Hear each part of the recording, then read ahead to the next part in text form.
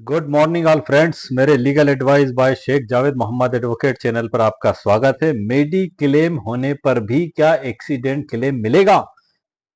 New India insurance विरुद्ध सतीश गांधी 2026 का supreme court of India का बड़ा ही महत्वपूर्ण लैंडमार्क जजमेंट में आपके लिए लेकर आया हूं।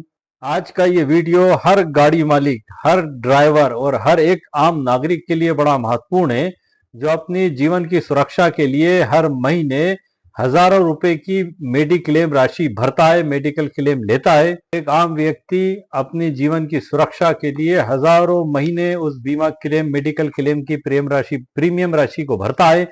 अक्सर जब भी सड़क दुर्घटना में कोई एक्सीडेंट हो जाता है, दुर्घटना हो जाती है और अस्पताल में उस पीड़ित को ले जाया जाता है, तो वहां पर उसके लाखों हजारों रुपए खर्च हो जाते हैं। अब यदि ऐसी स्थिति में उसके द्वारा मेडिक्लेम लिया गया है, मतलब मेडिकल क्लेम लिया गया है, तो वो मेडिक्लेम के जरिए उस राशि को अस्पताल में जमा करवा देता है।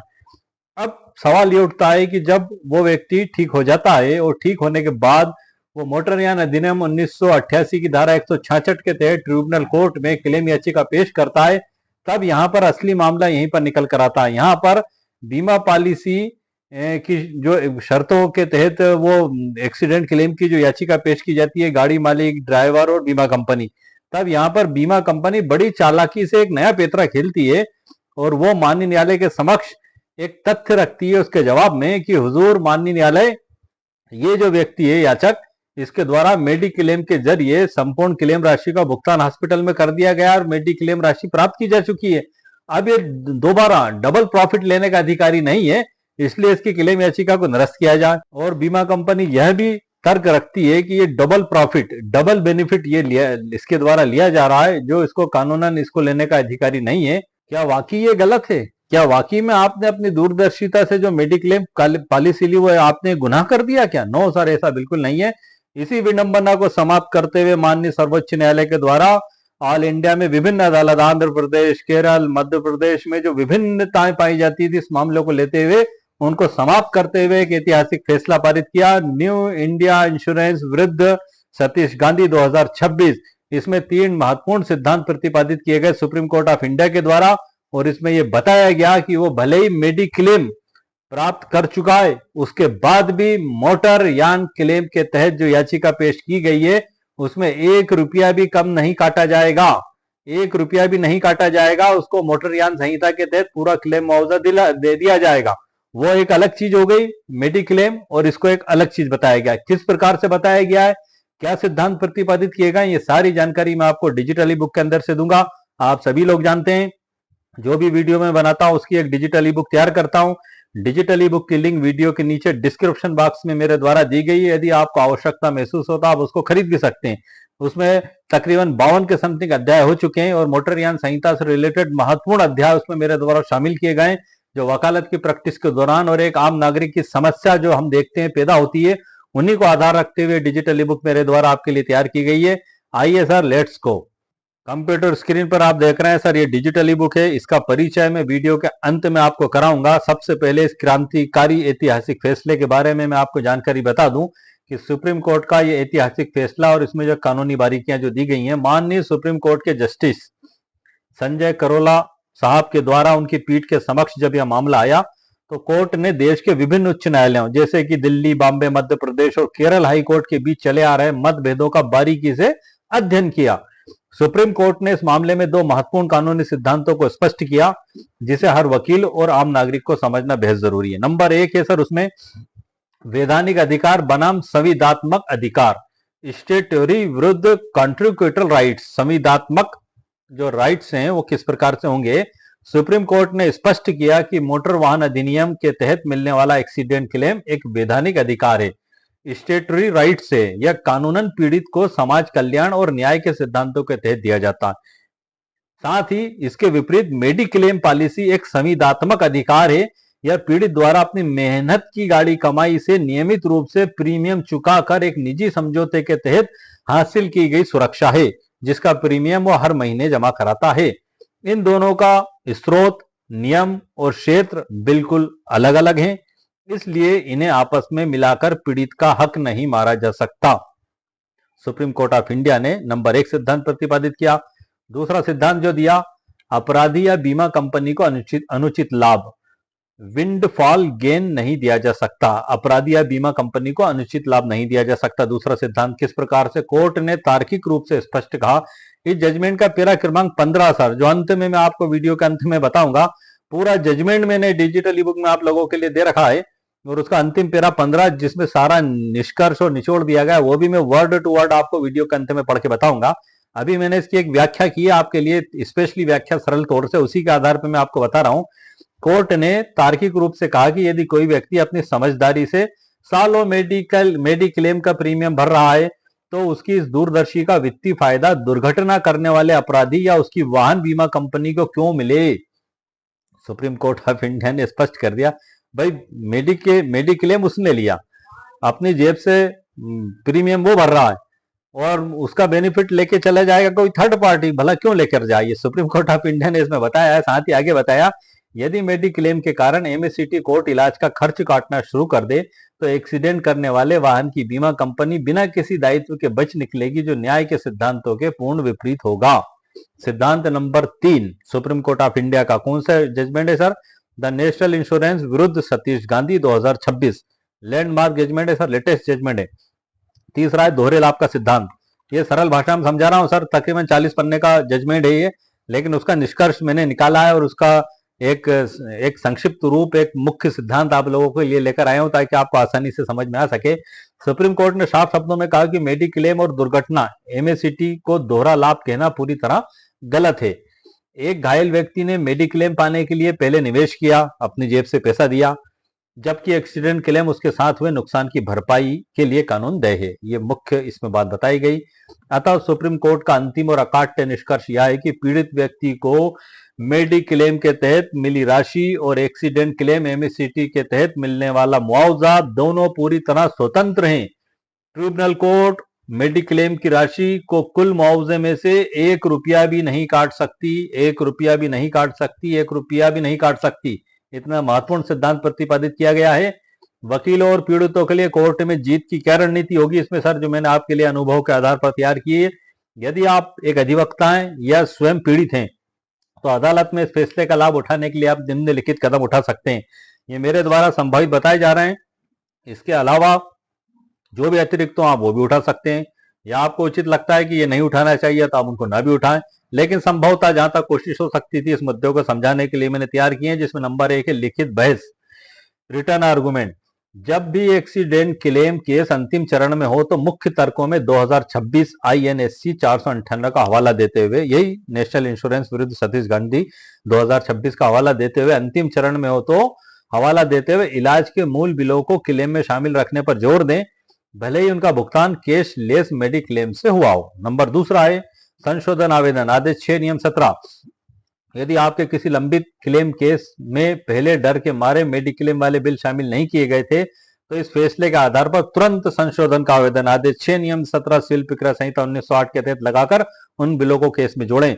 आदेश 6 नियम 17 का आवेदन कैसे तैयार किया जाएगा?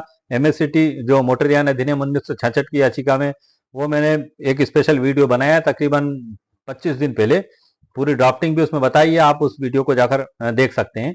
अपील का आधार, यदि किसी अधीनस्थ न्यायालय ने आपके केस में मेडिक्लेम की कटौती कर दी है, ऐसा हो जाता है बहुत सी बार, लेकिन यदि आप इस जागरूकता को रखेंगे और आर्गुमेंट के समय इस बात को, इस न्याय दृष्टांतों को सूची अनुसार बनाकर पेश कर दें, यदि आपको ऐसा लगता है कि माननीय न्यायालय का रुख या माननीय न्यायालय के द्वारा दी गई जानकारी, मतलब दी गई जानकारी तो नहीं, मतलब हम जब डायस पर आर्गुमेंट करते हैं, बहस करते हैं, जज साहब उसको सुनते हैं, पॉइंट्स नोट करते हैं, अधिकतर जज साहब भी उसमें से कुछ बातें पूछ लेते हैं वकील साहब से। आपको ऐसा लगता है कि ये साइटेशन आपको दे ही देना चाहिए, तो आप दे दें, क्योंकि कभी कभी ऐसा हो जाता है कि अधीनस्थ न्यायालय के द्वारा ऐसा आदेश कर दिया जाता है कि वो मेडिक्लेम की राशि को मान के माइनस कर दिया जाता है, तो आपका बड़ा भारी नुकसान होगा। आपको अपीलेट कोर्ट में जाना होगा, 172 मोटर यान अधिनियम 1988 की धारा के तहत अपील होती है, फिर वहां आपको परेशानी होगी। इसलिए आप सचेत रहते हुए जागरूकता के साथ प्राइमरी ट्रिब्यूनल कोर्ट में ही आप इसको सूची अनुसार पेश करें, आर्गुमेंट में भी आप बताएं इस बात को, तो आपको बड़ा जबरदस्त फायदा इसमें प्राप्त होगा। एक आम व्यक्ति के लिए बड़ा जबरदस्त मुनाफा देने वाला ये सुप्रीम कोर्ट ऑफ इंडिया का जजमेंट है। यदि किसी अधीनस्थ न्यायालय ने आपके केस में मेडिक्लेम की कटौती कर दी है तो आप उच्च न्यायालय में अपील दायर करते समय इस निर्णय को अपना अचूक हथियार बनाएं। हालांकि मेरा ये कहना है कि आप ट्रिब्यूनल कोर्ट में जब आप पूरी चीज सामने रखेंगे जज साहब के, तो आपको हाई कोर्ट में जाने की जरूरत ही नहीं पड़ेगी, आपका काम वहीं से हो जाएगा। आपको उस मूल जजमेंट से परिचित करा देता हूं जो सुप्रीम कोर्ट ऑफ इंडिया के द्वारा दिया गया है। पूरा जजमेंट मैंने इस डिजिटल ई बुक में आपके लिए तैयार किया हुआ, आप देख रहे हैं यहाँ पर बोल्ड अक्षरों, येलो अक्षर से, येलो कलर से बोल्ड किया हुआ है मैंने, आप कंप्यूटर स्क्रीन पर देख रहे हैं। ये डिजिटल ई बुक के अंदर से ही मैं जानकारी दे रहा हूं। भारत का सर्वोच्च न्यायालय, new India insurance company limited बनाम डाली सतीश गांधी, दिनांक 15 मई 2026। इसमें आप देख रहे हैं सर, ये पूरा जजमेंट है, मैं स्क्रॉल करके ले जा रहा हूं। पैरा क्रमांक 15 में आपको पढ़ के बता देता हूं इसका, क्योंकि ये तकरीबन 40 के समथिंग पृष्ठ का जजमेंट है। अगर इस जजमेंट का मुख्य सिद्धांत को समझ लेते हैं तो कहीं ना कहीं पूरा जजमेंट हमारी समझ में आ जाता है, क्योंकि पूरा जजमेंट आप देख रहे हैं। अब इस जजमेंट को मैं स्क्रॉल करने में ही कम से कम 30 सेकंड का समय तो सर लग रहा है, आपके सामने ही मैं स्क्रॉल कर रहा हूं मैं। तो इसी स्थिति में मैंने इसका मुख्य पैरा 15 ये आ चुके हैं सर, हम पैरा क्रमांक 15 पे। अब मैं इसको वर्ड टू वर्ड पढ़ के बता रहा हूं सर। जो जानकारी मैंने अभी आपको दी थी वो सरल व्याख्या में, ये सुप्रीम कोर्ट ऑफ इंडिया ने इसमें जो जजमेंट दिया है उसी का पैरा क्रमांक 15 में बता रहा हूं। और ये वर्ड टू वर्ड अनुवाद है सर, इसमें मैं वही पढ़ के बता रहा हूं। संक्षेप में हमारा मानना है कि ये सुप्रीम कोर्ट ऑफ इंडिया के द्वारा बताया जा रहा है सर। संक्षेप में हमारा मानना है कि मेडिक्लेम ऑब्लिक चिकित्सा बीमा के अंतर्गत प्राप्त राशि मोटर वाहन दुर्घटना के तहत मुआवजे के दावे पर निर्णय देने वाले संबंधित न्यायाधिकरण द्वारा गणना किए गए मुआवजे से कटौती योग्य नहीं है। एक बार फिर पढ़ देता हूं सर, ध्यान से सुनिएगा, यही वो मेन पॉइंट है। संक्षेप में हमारा कहना है कि मेडिक्लेम ऑब्लिक चिकित्सा बीमा के अंतर्गत प्राप्त राशि मोटर वाहन दुर्घटना के तहत मुआवजे के दावे पर निर्णय देने वाले संबंधित न्यायाधिकरण द्वारा गणना किए गए मुआवजे से कटौती योग्य नहीं है, जिसमें चिकित्सा व्यय मद के अंतर्गत, आगे जो बताया है, जिसमें चिकित्सा व्यय मद के अंतर्गत दावा किए जाने पर मुआवजा भी शामिल हो सकता है। ये दोनों अलग अलग आधार हैं, एक वैधानिक है जबकि दूसरा संविदात्मक है, और बाद वाला केवल अतीत में भुगतान किए गए प्रीमियम का परिणाम है, जबकि दूसरा मोटर वाहन दुर्घटना में दुर्घटना या मृत्यु के परिणाम स्वरूप प्राप्त होने वाला अधिकार है। ये सुप्रीम कोर्ट ऑफ इंडिया ने बड़े सरल तरीके से इसमें बताया है, जो मैंने आपको पढ़ के बताया वर्ड टू वर्ड। और 16वां पैरा और अंतिम पैरा है, इस मामले को इस राय के अनुरूप निर्णय देने के लिए उच्च न्यायालय को वापस भेजा जाता है। अपील को योग्यताहीन मानते हुए खारिज किया जाता है। लंबित आवेदन यदि कोई हो का निपटारा हो चुका है 15 मई 2026। ये इसका मैंने मुख्य सार आपको पढ़ के बता दिया। इस पूरे जजमेंट की सरल व्याख्या भी सर मैंने की है, ये जो आप देख रहे हैं, मैं स्क्रॉल करके नीचे ले जा रहा हूं। प्रकरण के तथ्य हैं, एक उदाहरण के तौर पे शार्ट में बता दूं कि एक व्यक्ति, ये दावेदार, एक सड़क दुर्घटना का शिकार हो जाता है जिससे उसके शरीर पर चोटें आती हैं। मेडिक्लेम की प्राप्ति, घायल व्यक्ति के पास अपनी व्यक्तिगत मेडिक्लेम पॉलिसी चिकित्सा बीमा थी, उसने दुर्घटना के बाद हुए इलाज के अस्पताल के बिलों का भुगतान अपनी मेडिक्लेम पॉलिसी के माध्यम से बीमा कंपनी से प्राप्त कर लिया। अब फिर एमएससीटी में दावा, इसके बाद दावेदार ने मोटर दुर्घटना दावा न्यायाधिकरण एमएससीटी के समक्ष मोटर वाहन अधिनियम की धारा 166 के तहत मुआवजे का दावा किया, जिसमें उसने इलाज के खर्च, मेडिकल एक्सपेंसेस, आय की हानि, भविष्य की संभावनाएं, विशेष आहार और परिवहन व्यय की मांग की। अब विवाद का जो मुख्य केंद्र था उसमें बीमा कंपनी न्यू इंडिया इंश्योरेंस ने आपत्ति जताई कि चूंकि दावेदार को अस्पताल के खर्चों की प्रतिपूर्ति रिम्बर्समेंट पहले ही अपनी मेडिक्लेम पॉलिसी से मिल चुकी है, इसलिए उसे एमएससीटी कोर्ट से दोबारा इलाज का खर्च नहीं मिलना चाहिए। यदि ऐसा किया जाता है तो ये दोहरे लाभ, डबल बेनिफिट और अनुचित मुनाफे जैसा होगा। विवाद का जो कारण था वह यही था कि क्या किसी दावेदार द्वारा अपनी व्यक्तिगत मेडिक्लेम पॉलिसी के माध्यम से प्राप्त चिकित्सा व्यय की राशि को एमएससीटी द्वारा दिए जाने वाले कुल मुआवजे में से घटाया अबलिक काटा जाना कानूनी रूप से वैध है। ये इसमें मुख्य विवाद का कारण था। और विभिन्न न्यायालयों के जो निर्णय हुए थे, ट्रायल कोर्ट ने बताया था, न्यायाधिकरण ने अलग अलग मामलों में भिन्न भिन्न मत अपनाए थे। कई अदालतों ने इसे काटना सही माना था तो कई ने इसे कटौती योग्य नहीं माना था। उच्च न्यायालय, हाई कोर्ट का रुख देश के कई हाई कोर्ट्स का इस विषय पर दो धड़े में बटे हुए थे। कैसे धड़े में? कटौती के विरोध में थे और एक कटौती के समर्थन में थे। बॉम्बे, मध्य प्रदेश, कर्नाटक, पंजाब व हरियाणा, कलकत्ता और केरल उच्च न्यायालयों का मत था कि मेडिक्लेम का पैसा नहीं काटा जा सकता क्योंकि यह एक निजी संविदा का हिस्सा है। समर्थन में जो थे दिल्ली, पंजाब व हरियाणा, कुछ मामलों में केरल, बॉम्बे, दिनेश चंद्र शाह के मामले में मद्रास और मध्य प्रदेश जितेंद्र बनाम राहुल उच्च न्यायालयों के कुछ जजों का मत था कि मेडिक्लेम की राशि काटी जानी चाहिए ताकि दोहरा लाभ प्राप्त ना हो। इन्हीं मतभेदों को समाप्त करने के लिए सुप्रीम कोर्ट ऑफ इंडिया के द्वारा लैंडमार्क जजमेंट लाया गया है, जिसका उपयोग एक आम नागरिक के लिए बड़ा ही लाभकारी है, क्योंकि पता लग रहा है कि हॉस्पिटल में इलाज में पता लग रहा है कि 10 लाख रुपए उसके खर्च हो गए, वो मेडिक्लेम से दे दिए। तो अब अगर बीमा कंपनी के तर्कों को मान लिया जाए कि वहां से राशि ले चुके हैं मेडिक्लेम से, तो फिर वो खालियात ही लौटाएगा। नो सर, नो सर, ये इतना ही जबरदस्त आपका नुकसान होने से बचाया इसके द्वारा। अब आप सुनिए इसको ध्यान से। कटौती के समर्थन में ये हो गया हमारा अब उच्चतम न्यायालय का अंतिम निर्णय। माननीय सर्वोच्च न्यायालय ने बॉम्बे हाई कोर्ट की 3 जजों की पीठ के उस निर्णय की सत्यता को बरकरार रखा, जिसने कहा था कि मेडिक्लेम के तहत मिली राशि को एमएससीटी की मुआवजे में से बिल्कुल भी नहीं काटा जा सकता है। सर्वोच्च न्यायालय ने बीमा कंपनी के अपील को खारिज कर दिया और प्रतिपादित सिद्धांत जो दिए गए उसमें नंबर 1 है वैधानिक बनाम संविधात्मक अधिकार का सिद्धांत, इसमें लिख दिया है सर। मेहनत की कमाई और दूरदर्शिता का सिद्धांत, बीमा कंपनी को अनुचित लाभ न देने का सिद्धांत, ये पूरी डिटेल सर मैंने लिख दी है। और अंतिम निष्कर्ष भी इसमें दिया गया है कि कुल राशि में से उसको नहीं काटा जाएगा। पॉइंट नंबर 2 है अदालती वकालत में जजमेंट का व्यवहारिक उपयोग लिखा है इसमें मैंने। और भी बहुत कुछ जानकारी सर इसमें मैंने दी है, जैसे कोर्ट में लगाए जाने वाले आवेदन, दावे और लाभ प्राप्त करने की रणनीति, आदेश 6 नियम 17 के बारे में, अपील के बारे में, लिखित बहस के बारे में। पॉइंट नंबर 3 में एक आम व्यक्ति के लिए फैसला क्यों वरदान है। शॉर्ट में मैं वीडियो के शुरुआत में सर आपको बता चुका हूँ, पूरी डिटेल जानकारी मैंने इसमें लिख दी है। और यहाँ से फिर हमारा होता है सर अध्याय नंबर 1 चालू। शुरुआत के मुख्य मुद्दे में जो हमारा वीडियो का टाइटल है वही लिया है मैंने, और यहाँ से अध्याय नंबर 1 चालू होता है, जैसे कि MVA landmark judgement accident claim में पुलिस को 48 घंटे में देनी होगी रिपोर्ट एससी जजमेंट। एक उदाहरण के तौर पे मैं बता रहा हूँ, इसके ऊपर सर मैं वीडियो बना चुका हूँ ऑलरेडी, जो मेरे चैनल पर अपलोडेड है सभी वीडियो। और ये समथिंग 950 के समथिंग सर इसमें प्रश्न हो चुके हैं, और बहुत जल्द मैं इसको प्रिंटेड बुक के रूप में भी कंप्लीट करने की तैयारी में हूँ। मेरे कई अधिवक्ता साथियों के द्वारा कहा गया है कि ये प्रिंटेड बुक वो चाहते हैं। तो मैं सर आपको बता दूं, मैं कोई स्पेशल कोई बहुत बड़ा लेखक नहीं हूँ, मैं भी आप ही की तरह एक अधिवक्ता हूँ। और चूंकि डिजिटली बुक मेरे द्वारा एक आप लोगों की आसानी के लिए लिखना चालू की गई है, एक आम नागरिक के लिए भी और जो अधिवक्ता साथी उनके लिए भी, क्योंकि इसमें स्पेशलिटी इसकी ये है कि विभिन्न कानूनों का एक संग्रह है। आप जब मोटरयान अधिनियम 1988 को खोलकर देखेंगे, आप जब उसकी बुक देखेंगे, तो मैं आपको बतौर उदाहरण के एक कोई सी भी बुक लेके मैं बता रहा हूँ, जैसे ये बुक है। अब ये बुक आप जो है कि आपने देख ली, अभी एक उदाहरण के तौर पे बता रहा हूँ, तो इस बुक के अंदर आपको धाराएं मिलेंगी, एक लगाए 217 धाराएं, लेकिन आपकी समस्या का समाधान नहीं मिलेगा। समस्या का समाधान आपको मिलेगा मेरी डिजिटली बुक के अंदर। क्यों मिलेगा? क्योंकि यहाँ पर एक कलेक्शन है विभिन्न कानूनों का एक स्टैंड पर लाकर, जिसमें सुप्रीम कोर्ट के जजमेंट्स उसी टॉपिक से रिलेटेड, CPC, IPC, मतलब अब BNS 2023 और BNSS 2023 हो गया, इन सब और अन्य सभी जो कानून है कि इसका प्रैक्टिकली कैसे इस्तेमाल किया जाएगा, वो प्रॉब्लम जो है उसको कैसे दूर किया जा सकता है। जैसे कि एक आप इसी वीडियो को देख लें कि मेडिक्लेम किसी के द्वारा ले लिया गया है, अब उसने क्लेम याचिका लगा दी, बीमा कंपनी ने तर्क भी दे दिया।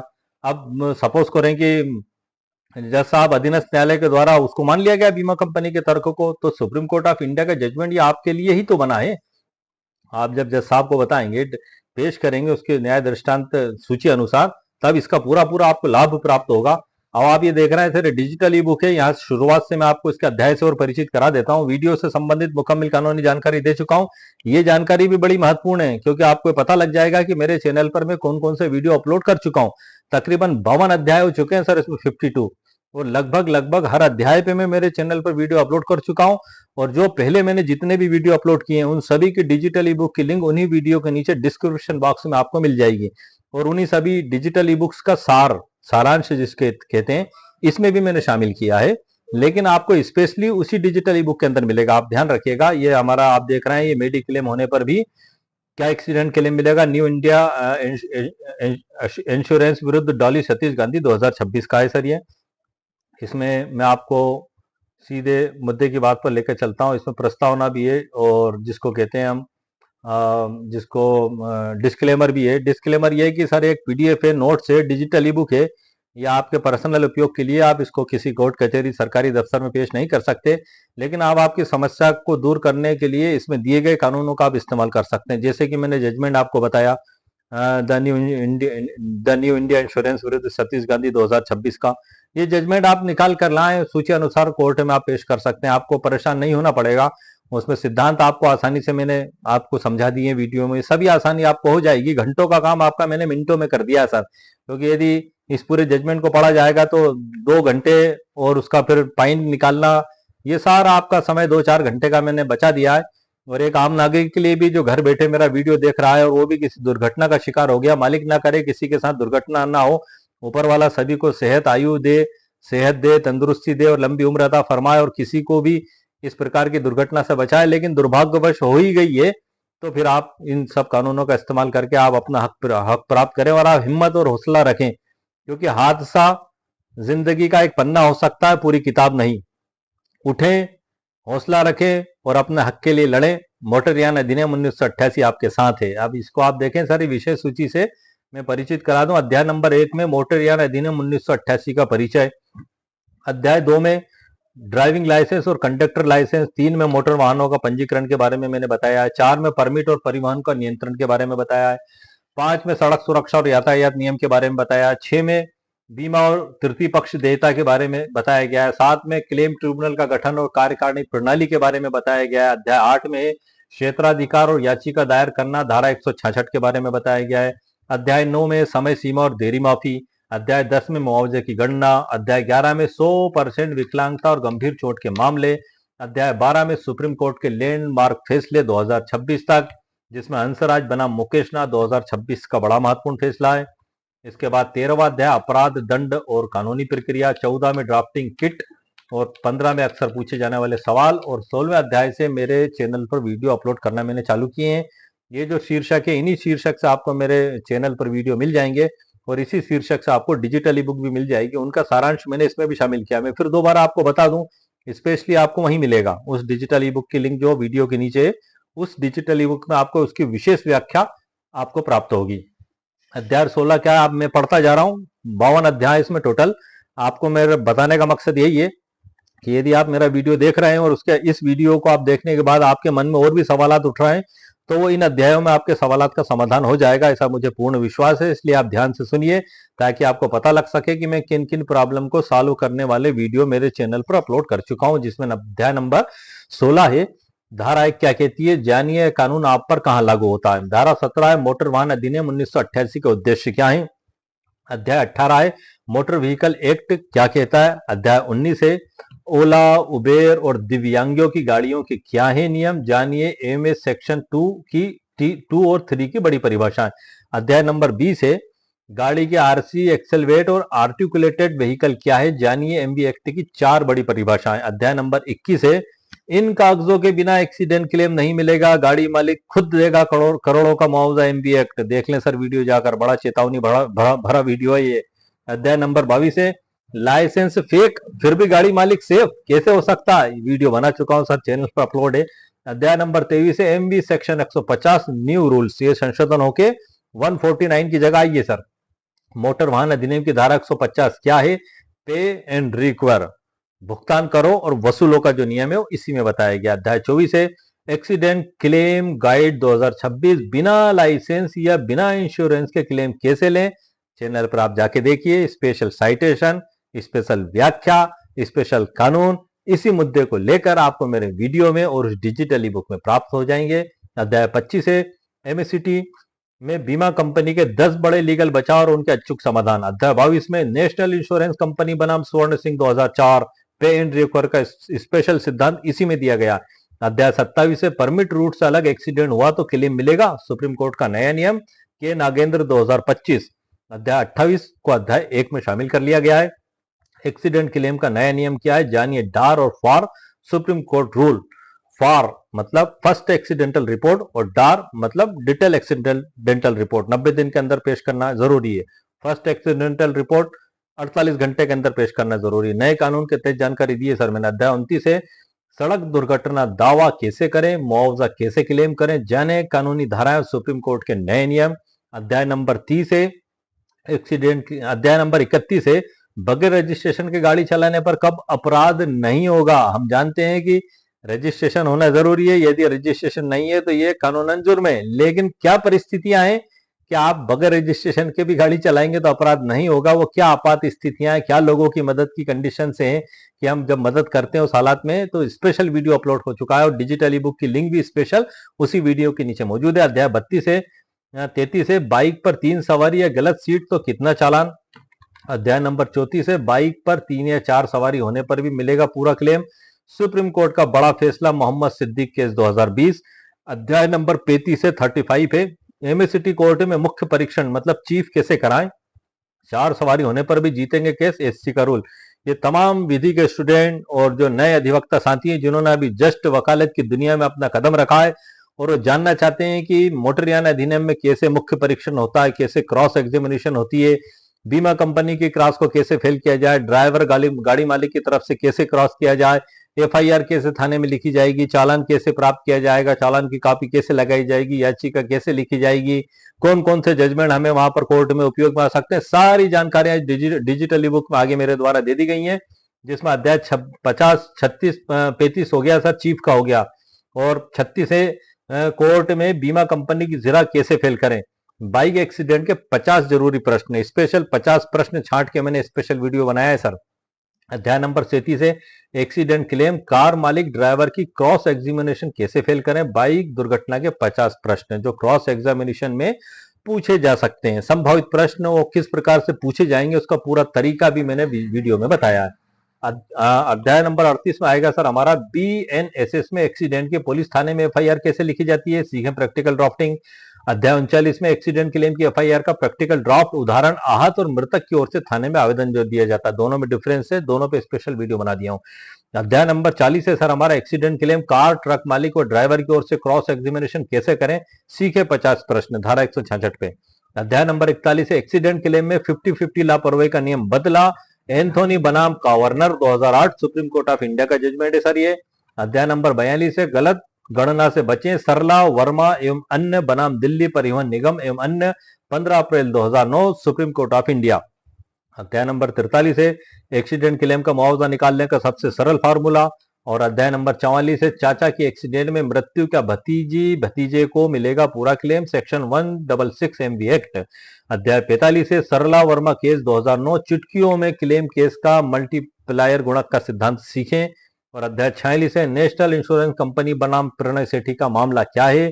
अध्याय 47 में मोटरसाइकिल से एक्सीडेंट होने पर कौन सी धारा लगती है, बीएनएसएस के नए नियम क्या हैं ये आप जानिए। अध्याय 48 में एमएससीटी कोर्ट में इसके बिना नहीं निकाला जा सकता एक्सीडेंट क्लेम, सुप्रीम कोर्ट की 4 अनिवार्य तालिकाएं इसमें मैंने विशेष तौर से बनाई है।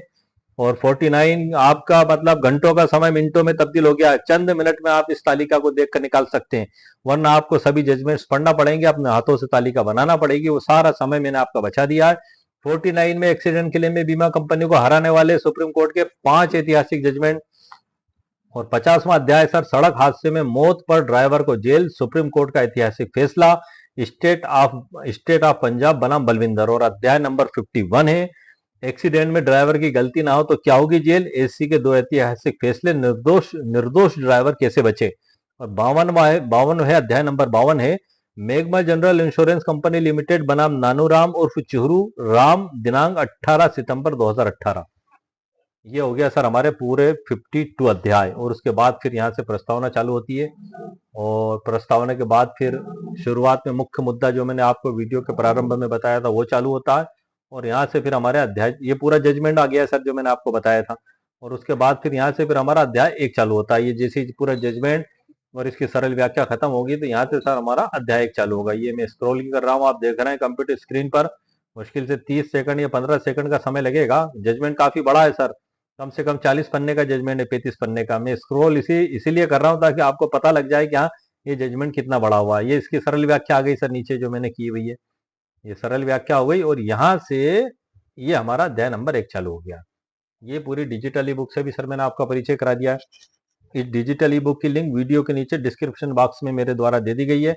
मात्र 299 रुपए इसकी कीमत मेरे द्वारा रखी गई है। यदि आपको आवश्यकता महसूस हो तो आप इसको खरीद भी सकते हैं। लिंक दोनों की मौजूद है, एक गूगल की पे भी मेरी ई बुक उपलब्ध है, गूगल पे आप वहां से भी खरीद सकते हैं, एक मेरी वेबसाइट पर भी। मेरी वेबसाइट पर 299 रुपए इसकी कीमत आपको मिलेगी, लेकिन गूगल पर इंटरनेशनल सर्विस चार्जेस होने के कारण 49 रुपए 50 पैसे उसमें कीमत कुछ अधिक है, वो भी विशेष ऑफर में है। आप वहां पर जाकर खरीद सकते हैं। दोनों के खरीदने के तरीके लगभग लगभग एक ही हैं। मेरी वेबसाइट पर आप खरीदेंगे, आपको एक पेज आएगा, उसमें आपको नाम, उपनाम, मोबाइल नंबर और ईमेल आईडी लिखना पड़ेगी। जैसे ही आप 299 रुपये का भुगतान करेंगे तो आपकी ईमेल आईडी पर मैसेज आएगा डाउनलोड का, डाउनलोड लिखा दिखाई देगा। जब आप उस पर क्लिक करेंगे तो आपके ईमेल आईडी पर डाउनलोड हो जाएगी। उसके अलावा गूगल का अपना खुद का एक ऐप होता है, सभी एंड्रॉइड में गूगल का ऐप होता है, गूगल ई बुक का। आप जैसे ही भुगतान करेंगे तो वो आपके गूगल के ही एंड्रॉइड पे ऐप पे डाउनलोड हो जाएगी। आप लाइफ टाइम वहीं रहेगी, आप हमेशा उसे पढ़ सकते हैं।